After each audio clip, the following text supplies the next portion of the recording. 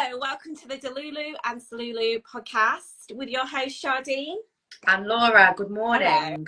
Hello. Go on, tell me. So we've been through a portal. Tell me about the portal. Through a portal. So, full moon in Libra. Yeah. I'm a Libra. Don't I know it? Welcome. Exceptionally difficult day yesterday. Everything from all angles, but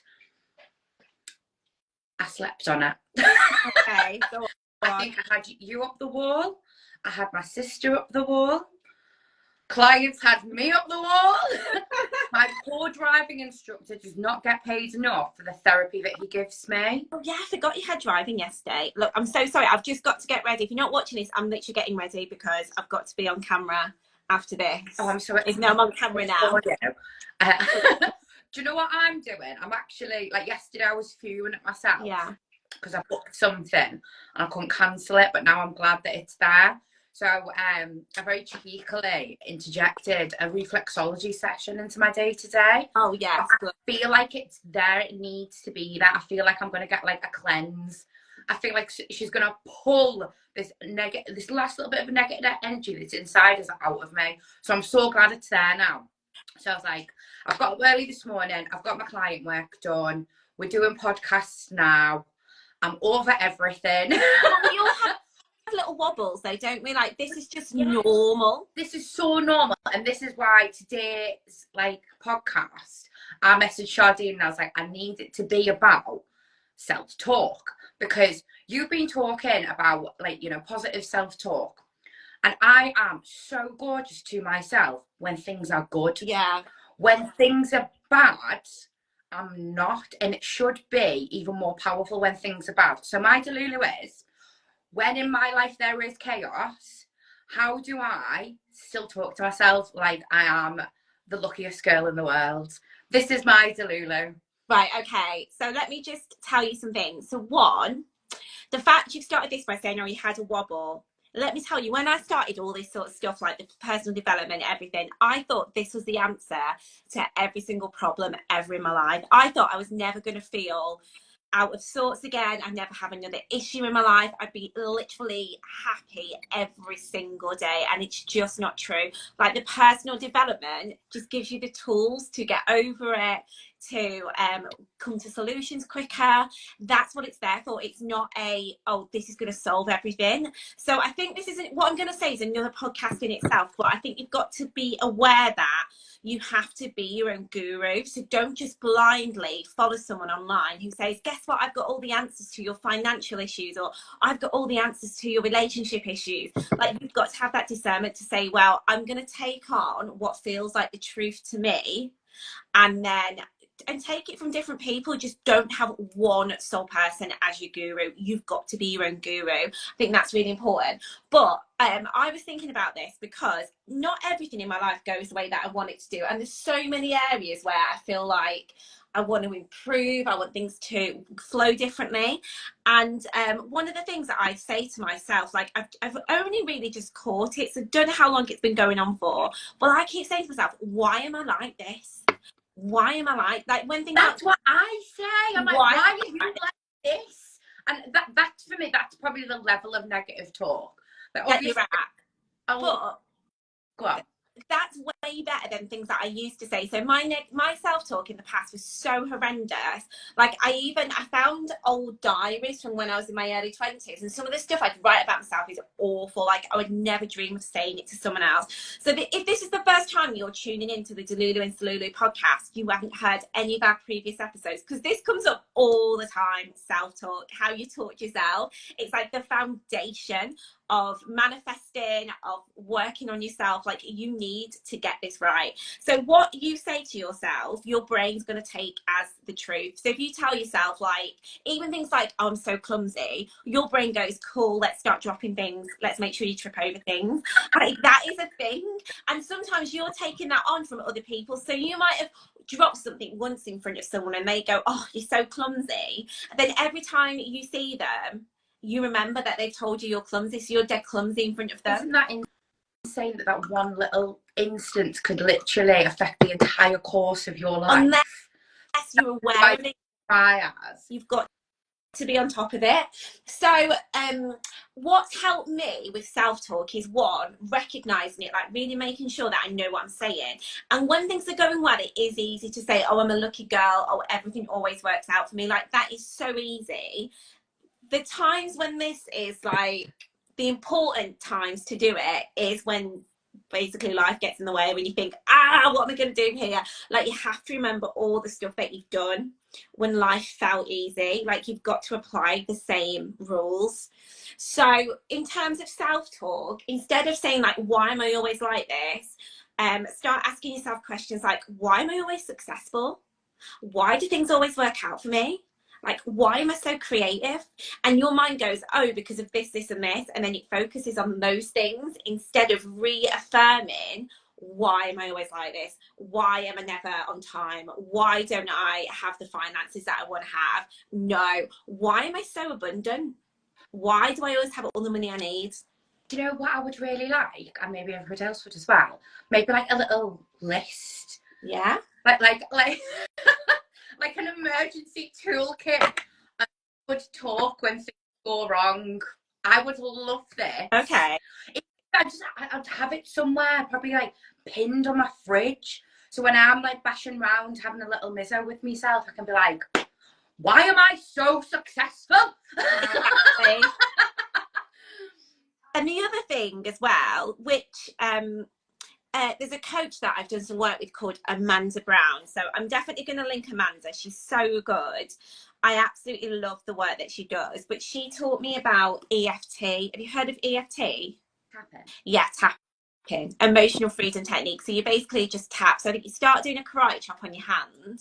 And then you basically have these points that you tap. So you tap the top of your head, your third eye, the side of your eye, under your nose, your chin, your collarbone, and then like under your arm where your bra would go. And then you just say, like, even though I'm having the worst day ever, I still totally and utterly love, accept, and respect myself. Do it again. Even though I'm having the worst day ever, I totally and utterly love and respect myself. And you just carry on, and you can say whatever you want. You can say like, even though I'm trying to think of things, like just anything that comes to your head. Like, even though I'm so annoyed at such and such person, I totally and utterly love and respect myself. Like, you can say whatever it is that you want, anything that's like, what, Laura? You know, just to interject, Yeah. the why I chose my driving instructor is because on my first session, he pulled over and did tapping technique with me. He knows. You're the one for me. I love it when stuff like that happens. It's so amazing. And I was just like, I remember being like, really? And like, have you ever done that? And I was like, touched upon it. I was like, continue. And then I sort of sat in the car and I got an old tap. Still can't drive. But the thing that I found, the thing that I found with tapping is, no matter how stressed I feel, like after like a few rounds of tapping, and it's not just the first time, you have to do it like a few times, like maybe a dozen times, but after about 3 or 4 times of doing it, I start to laugh at my problem. Like, it makes me giggle, and then I'm like, what was that about? That's how I feel today with, like, it's almost kind of like looking back. I think, was it you said the other day where you look above a situation? It was like, and you fall on it. And I was just like, oh dear. Oh dearie me. Is everything okay today? I was like, yes, everything is fine. Have we had a little wobble? Yes, we have. Should we have a coffee? Yes, we should. It's the other thing is as well, when stuff hits the fan, it's easy to have this, to let it spiral down into like this mad existential crisis where it's like, my life is falling apart right now. Like, it's so easy to get to that point. And as soon as you kind of get into that negative mindset, everything becomes like blown out of proportion. And then, because this morning I got up and I was like, absolutely nothing terrible happened yesterday. I had to make a big decision, basically. I had to choose something that would change the course of destiny. And I knew what the answer was. And I also knew that I needed a walk and to get out of the house because everything was getting smaller and smaller and smaller and more intense. So I was like, right, create space. Yeah. Pack out into some safe places, which I did. Thank you for being my safe space. Anytime. Any advice? You just need someone to listen. Being like, and I think it's important to have those people in your life where you can just say, I just need to say this out loud to someone, because sometimes you just get stuck in your own thoughts. And I'm going to mention this book again. I'm sure I've mentioned it before, and I'll mention it again. My absolute favourite book in the world is The Untethered Soul by Michael Singer. And I'm going to link that. So The Untethered Soul, he talks about the roommate in your head, so the voice in your head that literally, no matter what you think, that voice is going to go the other way, like, because you're constantly weighing it up, aren't you? So it just goes on and on and on and on. And Michael Singer says if you lived with somebody who spoke the way that that voice in your head did, you would like kick them out. You'd be like, you're a crazy person, just leave. You're an actual maniac, so please leave this house. You wouldn't live with them, would you? Like, no. What your voice was saying to you yesterday, if that was me saying that to you, you'd be like, I can't be friends with you. Like, we're done. I'm like, Shardene, who are you? Are you okay? Do you know what? I believe that like, this is your home as well. Like, make it a really beautiful place to live. So if you're not kind of making it beautiful, and I like, this is the thing. Like I said, nothing bad happened per se. My reaction to it and my mood level with it was what was off. Yeah. Not, everything external was, if I was in a really good mood yesterday, would have been exactly the same. I would just approach it differently. So that's why I was like, right, I think that people, well, I'm assuming that a lot of people do this all the time, where your mood dictates your reaction almost to whatever it needs to be reacting to. And then in that, you then start, well, bully yourself, being like, oh, you should be able to handle more than you're handling, or like, they're just putting more pressure on yourself, especially from, like, I come from a place of, like, I don't define myself by, but my success makes me happy. So when things go well in my career and business life, I feel like I've got my shit together. But when things don't go the way that I plan or the way that I expect it, then it's not an external thing. I chastise myself and be like, well, you should have been able to handle this better. Or, what do you mean you can't take on another client? Do you know what I mean? But we had this discussion where space and time is sometimes more important for what you want to focus on than bringing in more of somebody else's. So I had a stern word. Yeah. I asked for advice. I already acted on the advice that I got before it was given to me, so it just reaffirmed my action, which then made me feel better in turn. And then I realised there was a full moon in Libra and I'm coming on my period, so it all made sense. It's all going off then. It's all going off. When this is the thing, like, one day you can be in absolute crisis and the next day you're like, what was that about? It's like that. It's like, why was I having a meltdown when there's literally, and all it takes is for someone else to come and say to you, look around, like, and if you can do that for yourself, that is so powerful. If you can, in the middle of a crisis, say, hang on a second, snap out of this, because look around at what is happening. Am I in immediate danger? Is everything going well? Yes, on the whole. This one crisis, I'm blowing it out of proportion. And also, if you are used to living in a state of being in survival or always having things having been a struggle for you, then when things are going well, your body goes, oh, by the way, where's that emotional reaction that we're used to where you're in survival or when you're, like, stressed or whatever? So then when a tiny problem comes along, it's your opportunity to say, oh, here you go, body, here's that chemical reaction you've been craving. It's so strange that you said that, because I literally had, like, about 3 or 4 days of complete calm. And I was messaging someone and I was like, do you know when you're waiting for chaos? And I couldn't enjoy the calm because I was waiting for the chaos. You've got to just ride it. You've just got to know that, why can't we live in calm? Like, all the time. I want to live in calm all the time. Do you know what? Right, listen to this. I was always brought up and told, and I've just thrown a pen. Don't know why I did that. I was always told, You're watching this video. I cannot keep this pen in my hand. Don't know why I'm holding it, putting lipstick on, but like throwing it. I love this pen. Be free. It's like jumping out my hand.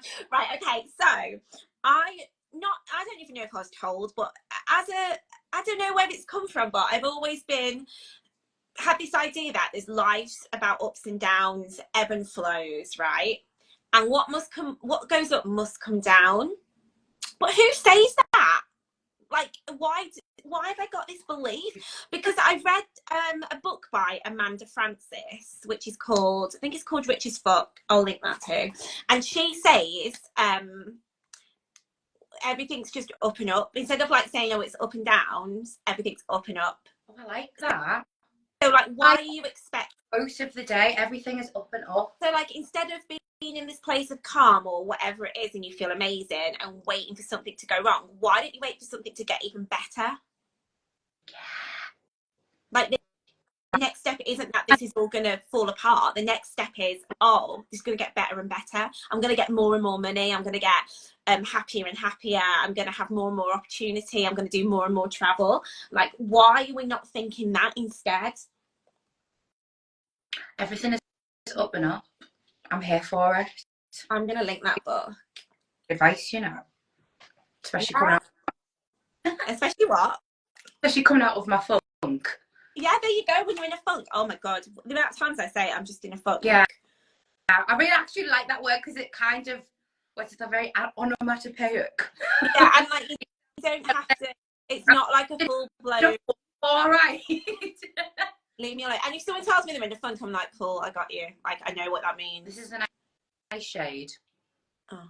This one is that it's life goals again. Is it life goals?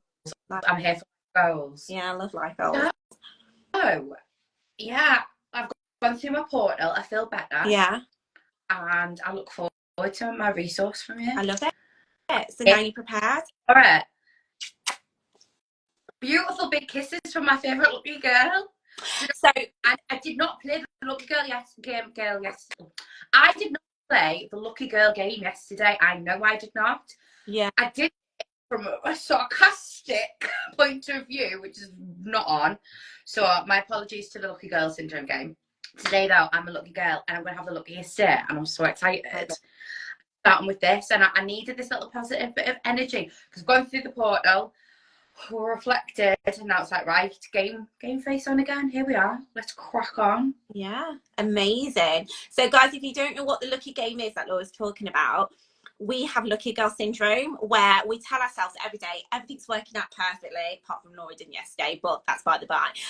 So we message each other and say like, oh hey lucky girl, and we tell each other what's happened in our lives that's lucky. We just get on that vibe of like everything's working out. So you can play this game too. It's better if you play it with a friend. If you don't have a friend to play with, if you don't know anyone that's not going to say that's so weird, like you're actual weirdo. That's weird. Which we've heard that in the past.